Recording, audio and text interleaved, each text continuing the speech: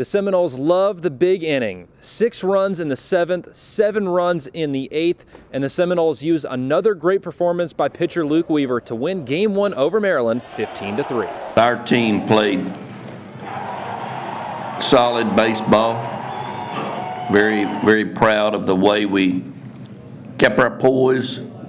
We were in a ball game, and then all of a sudden, you might say the floodgates opened. We obviously come out swinging the bat like right off the get-go, but I feel like as the game gets longer, I feel like we become better as hitters just because we've seen the guy, and I mean even once we get into their bullpen, I feel like we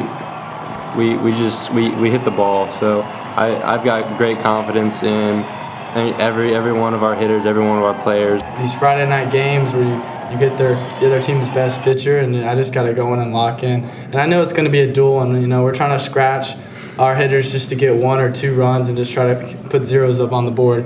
But he had a great night. The whole time I'm just trying to compete with him and try to put up zeros just like he was.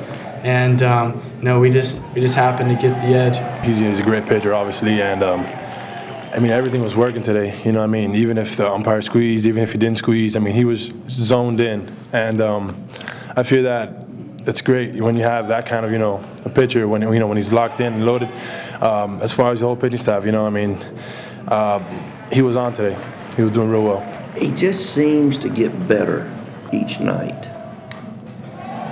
I'm not telling you he's going to hit 280, but he just, I just see him growing every night as a baseball player.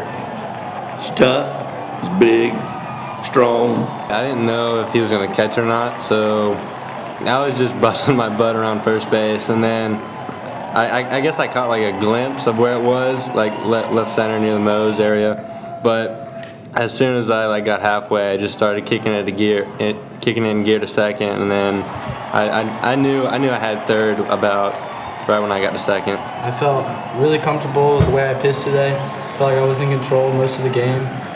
Just had that one mistake, the 2-0, just trying to get it over for a strike, and he was just all over it, sitting on that pitch, obviously. But besides that, I ran into a couple of situations, but just had to lock down. And tomorrow I'm going to come back and I'm going to feel good about my outing and come back the next, against NC State and really have to lock in again.